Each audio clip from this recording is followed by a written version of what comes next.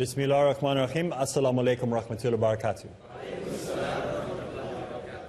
Welcome to another episode in the series Dawah Ilallah, as we look at how to use comparative sciences to improve our ability to call people to Islam. And so we're looking at ways that we can implement things into our day-to-day lives as da'is that will make it easier for people to accept what we are saying. We're not trying to force techniques onto people. We are trying to improve ourselves so that the message that we are giving is clearer to the person. So we're not about gimmicks, not about little tricks. It's about how we can be understood better. Remember that what we say and what people hear can be two different things. So if we learn how to speak clearly and learn how to project the thoughts that we have in our mind clearly, then there won't be any misconceptions. I spoke a couple of weeks ago about how when we say something to somebody, we should actually ask them, what did you hear me say? Because often, when we don't have a clear goal in what we are speaking about, people can misunderstand us totally. And I've seen this happen a number of times in my own personal experience. So we're talking specifically about how we can be good or better, or the best we can possibly be in presenting lectures or talks, whether they be to a small group of people or they be to millions of people.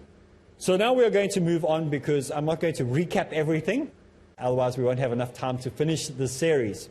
The next point that I'd like to talk about is that when you do your lecture or you do your talk, that you need to be speaking responsibly. You need to be speaking responsibly. Be careful what you say. You are responsible for everything that comes out of your mouth. There needs to be a responsibility that you realize or should know that you have to the people you are going to be talking to. So make sure, number one, that you tell the truth. This is the best characteristic of a Muslim, to be truthful. Not to exaggerate, but to be truthful. Even if it is against what the masses want to hear, you still have to be truthful. But be tactful in your truthfulness. So you can package it in a way that is palatable to the person. So don't be hard, don't be rude, don't be unkind, but be truthful. So when you're presenting your talk, be truthful. Present it in a way that people will look at you and go, wow, you know, that's such a beautiful way that you explained it, even though it's a very, very difficult topic to talk about. They shouldn't go, yo, I'll never speak to that guy again. Because you presented a truth, but you presented it in a horrible way. So we have, unfortunately, some Muslims in the world that present things in a very harsh way. And they actually turn people away from Islam because of it. Or they prevent people from listening properly and how they should change themselves. So we want to present truth, but in a beautiful way, in a clear way. So we must take responsibility for the way we speak to people. Present every possible angle of the argument that you're presenting. Don't just present only one view. Present all the possible views on the topic. The good, the bad, and the ugly. The majority of scholars say this. There are some scholars that say this, and those that are in opposition to Islam will say this. So you're presenting all the different facets, because there may be some people who are listening that are in this group, that are in opposition to what you're saying. There may be some who are in the middle group that agree with what some scholars say. And there may be some that are in the group that agree with what the majority of the scholars say. So by including that, you bring them all into the argument. They bring them all into the question that you are dealing with in your talk or your presentation in doing dawah. So try to present all sides of the debate, all sides of the argument. So this is important, to be all-inclusive in what you are saying. It is permissible to plagiarize material as long as the person who you are getting this material from agrees with you taking their material. So if you're going to plagiarize material, take somebody else's work, as long as you give them acknowledgement in the beginning of your talk, or you have agreement from them. Sometimes a lot of scholars, they will spend most of their time in the talk quoting who they got the information from. And what happens is it actually slows down the talk, because it says, and this book written in 1976 by such and such a publishing house quoted this and this. And this is a lot of information that can actually slow down the talk, because you're having to keep looking at your notes and looking at who quoted it. So make a broad statement in the beginning. This is a quote from a number of different writers, from a number of different books, from a number of different universities. If for the exact information of where I got it from, please refer to my website. And then you continue with your talk. You understand? Otherwise, it can slow down things. So don't be too concerned with quoting every single publishing house and every date that it was printed in and all the rest of it. Try to open up the series or open up the set of talks or whatever with saying where you got your source material from. But you don't have to go every single episode, every single talk that you do, and go back and tell everybody that all over again. Because that'll take up 5-10 minutes of every episode, or it'll take 5 or 10 minutes of every talk that you're doing, especially if you are there for a series of talks, if you've been invited to present a series of talks on Islam. There are times where it is important to do that. Like if you are going to be talking about the life of the Prophet Muhammad ﷺ and how people throughout history have spoken about him, then it would be important for you to give the source material. But I'm talking about a general lecture or general talk. It actually slows down the whole idea, the whole process of your talk. So this is a way that we can make our speeches or our talks or our presentations when talking to people about Islam better. You need to give a certain amount of power to your talk. Don't just leave it powerless. And the way you give your talk power is by using words effectively. Try to sometimes add words in that are not just the simple run-of-the-mill words. You know, like say, elocute instead of speak. So try to bring in some words that are smart words, but don't bring in only smart words that you lose the audience. And they say, well, what's this guy trying to do? Show how smart he is and how great he is and how brilliant he is. Also, you want a 6-year-old to understand you and you want a 96-year-old to understand you. But it doesn't mean you have to dumb down your talk. You can still bring it up to the level. So don't use the same word over and over and over. Try to bring different words in. So use similes. Don't be afraid of using terminologies. If you feel that you need to explain that new word that you brought in, explain it. But try to not leave your speech powerless. Try to give it a bit of oomph. Try to bring in some terms that will empower people. Give them the strength to want to imitate maybe even the word that you've just used. So you want to help them emulate what you're saying. There's an example. So use things like repetition, alliterations. Use what you have in literature available to you. Use special sequences of sentences. Try to bring in analogies from literature as well. So not just using the same boring language. Try to bring in different things, metaphors, similes, cliches, anything that will help people respond better to what you are saying. But be careful if you're using cliches that they're not ones that make no sense, like cleanliness is next to godliness. I mean, if you really think about it, you know, people have that saying, it says cleanliness is next to godliness. A lot of people go, what has that got to do with anything? You know, being clean makes you godly, and then people might understand it in the wrong way. So be careful that you know what it means. Like another one, a friend to all is a friend to none. I mean, what does that mean? So make sure that you're using cliches that are good, that are wholesome. Try not to use a passive voice. What that means is that we don't emphasize any words. Some put the emphasis on the first word, and it becomes a little bit hard to keep the attention. So they go, today we are going to be talking about the importance of Islam. That is why we are here today. Because, and it becomes, becomes predictable. So try to place the emphasis on words at different parts of the sentence. Be expressive. I like to talk about cooking. Make a word pop. Make a flavor come out of it. Make it spicy. Carry a sentence. Carry a letter. Whatever it is to bring the people back into what you're saying. So when we look at different words or different terms that we use, some people will say pronunciation, some say pronunciation. Don't make a big deal of it. Because you know there are some people like, oh, it's not pronunciation, it's pronunciation. Things like that, or tomato, tomato. Use them interchangeably. Because you don't want to alienate your listener. So sometimes use the word tomato, sometimes use the word tomato. You'll hear that we don't use the word cookie in our country, like for biscuits or cakes. But because there are American people who are listening, they're not going to understand what I'm talking about. So I have to Sometimes use a word that Americans will understand, sometimes the words that the rest of the world understand. So you have to be conscious that your listenership or the people watching or listening to your talk may come from different cultural backgrounds. Terms may have different meanings for them. Whatever the common terms of the day, get to know them. Know both sides of the coin and use both. Therefore, you include the people. No one's going to come afterwards and they go, oh, he said that word wrong. And they're actually going to become conscious of the fact that you're respecting both interpretations. And that gives you more credibility with people. So they don't sit there and go, what did he mean? They'll know what you're talking about. It's important to do that. Inshallah, we'll learn to do that in our speeches. So we want to use not a passive voice, but an active voice.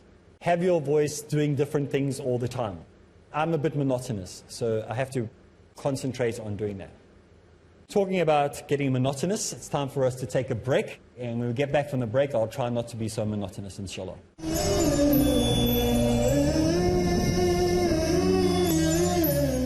Assalamu alaikum rahmatullahi wa barakatuh. We are talking about public speaking and specifically how to use it as a tool for dawah. When we are talking to people, how can we present Islam in such a way that people want to listen to us? And we've been speaking about how we should change our voice, not be artificial. There is a friend of mine who lives in the States. He's in Hollywood. Some people have Bollywood. He's in Hollywood. And every time you hear him talk, he's got a different accent because it's fake. So sometimes they have an accent like this. And then sometimes he's got an accent like this. And everyone notices how bad it is. You can't be fake. Keep your accent. You can't change it. But be conscious of the fact that some people are not going to understand certain ways you say a word. So you might have to alter it for the masses to understand. So there are certain words that I sometimes say. It sounds almost like I'm being artificial in the pronunciation of it.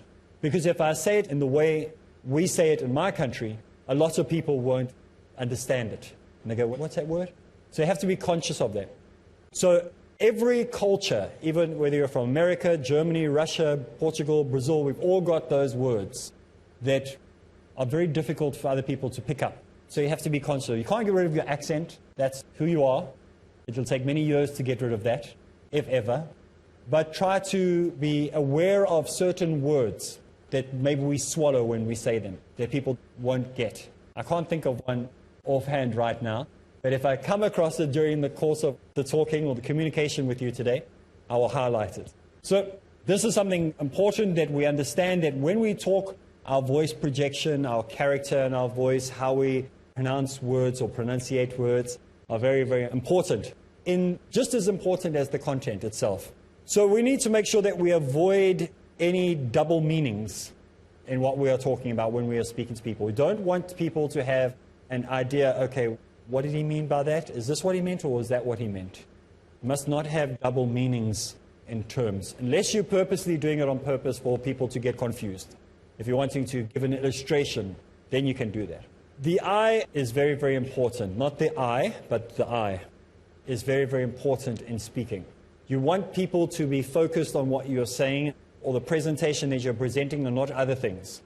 So they mustn't be looking at how bad your posture is, or how bad your hairstyle is, or how bad your color coordination was. Have someone who you can consult, who will tell you that's not a good idea to wear, that's a good idea to wear. For example, when I went to buy a waistcoat like this one of the waistcoats that I wanted to get had stripes in it. And so there was somebody with me and I said, will that work on television? So you have to be aware of some things work on television, some things don't work on television. Stripes may distract the camera, may get the camera to jump, and it can become so dizzy, I call it like you get a bit dizzy, that people will be so interested in the shirt or the waistcoat that they won't listen to the content. So be aware of the fact that your clothing can be a distraction. Get a consultant, ask them, can I wear stripes, can't I wear stripes? Does green suit me, doesn't green suit me?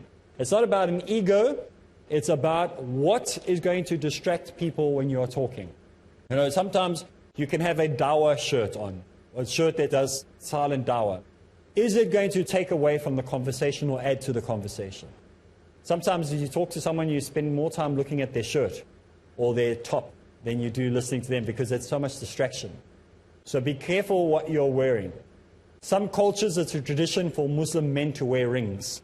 So sometimes they have that big silver ring and a big black stone on it, or whatever, a red stone, green stone, whatever it is. It can be distracting. So wherever possible, try to wear minimalism as far as jewelry, watches, anything, so that when people are talking to you, they're not looking at your watch, they're not looking at your, keep it simple.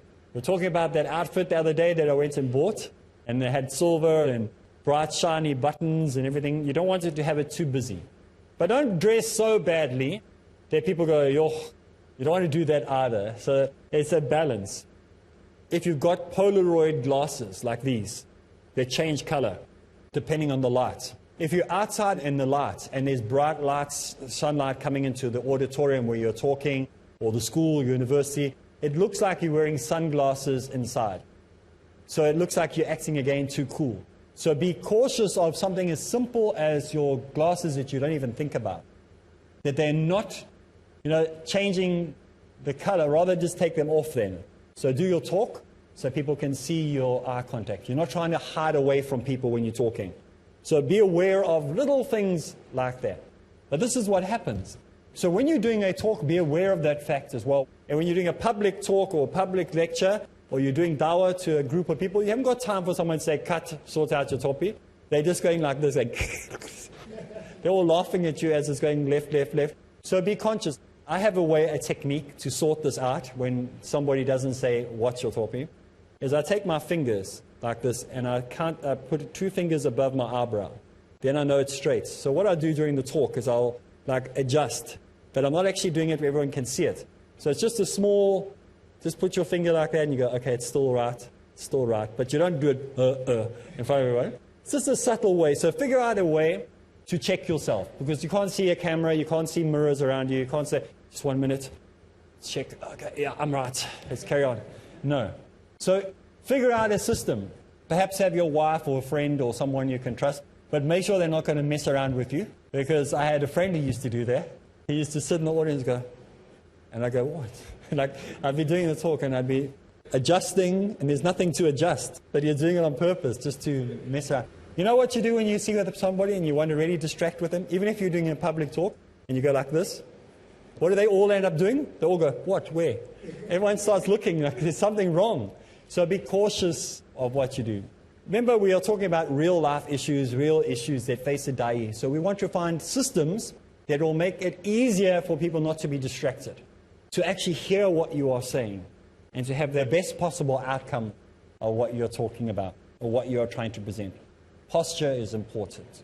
My father used to have a very slouchy posture. He used to sit like this. And one day, a woman came to him and he said, are you very unhappy? And he said, what? He said, are you an unhappy person? And he said, no. He said, well, why do you sit like an unhappy person?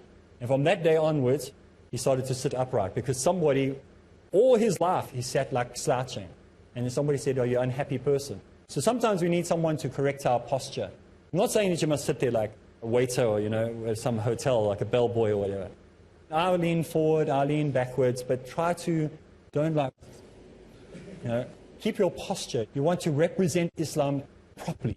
You want people to look and go, I want to be like that. But don't become like a supermodel. Like some of the models, they walk, the guys, it's not talking about the girls, I'm talking about the guys. They walk like 12 to 12 with their feet. Looks like they're runway. Do that either. As in hey, I'm so cool. Yeah, I've arrived. Don't be like that. And don't walk around like you can hear you coming a mile away. Clap, clap, clap. Just have respect for yourself. Think about those people who are watching you. It's like the fingers. The story about people licking their fingers. There's nothing wrong with licking your finger. In fact, you should lick your finger. It's sunnah to do it. But don't do it so loud that the people 3 tables away can hear you licking your fingers. Understand? So do it in a way that is respectful for other people around you, that somebody sees and says, oh, that's nice. They're encouraged to do it themselves. So even if they see you licking your fingers, let them see it in a way that encourages them to do it. Not in a way that goes, yes, I'll never do that in public. Let them see something nice about what you're doing, so that people see what we're doing and go, I want to do that as well. I want to add that into my habit in life. Okay. The eye contact, we've already spoken about how you need to make eye contact, not too much. Gestures and motions are very, very important, but don't let the motions and gestures that you use in your talk override your lecture. There are some people, when they talk, you guaranteed every single time they're going to do a talk, they're going to use that gesture. It's going to come up. It's almost like their trademark gesture, and they don't even realize they're doing it. So be cautious of becoming predictable in your gestures. Try to change your gestures to suit every occasion. Also be careful of what you do with your gestures, so you don't separate people from what you're doing. Control the emotion that you are going through. Be very, very cautious of that. Sometimes things become very overwhelming when we do lectures. We start to realize, have I applied this to my own life? Allah's listening to the words that are coming out of my mouth. So you become conscious of this, and it becomes very, very emotional. Happens to me more times than you would ever realize. So you have to be careful on how you control these emotions. Not to become that you appear too cold, and not where it becomes almost, and people go, oh, here we go again. You understand? So keep control over this issue. Well, talking about control, we've run out of time again. So we're going to have to join me again as we come to the end of this specific part on how to be a good speaker. Well, next time we're together. So join me, Areeb Islam, and those in the studio. Assalamu alaikum wa rahmatullahi wa barakatuh.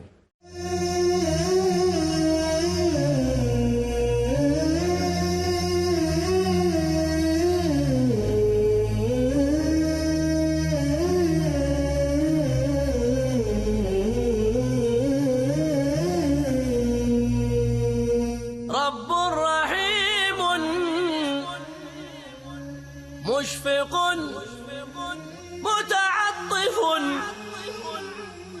لا ينتهي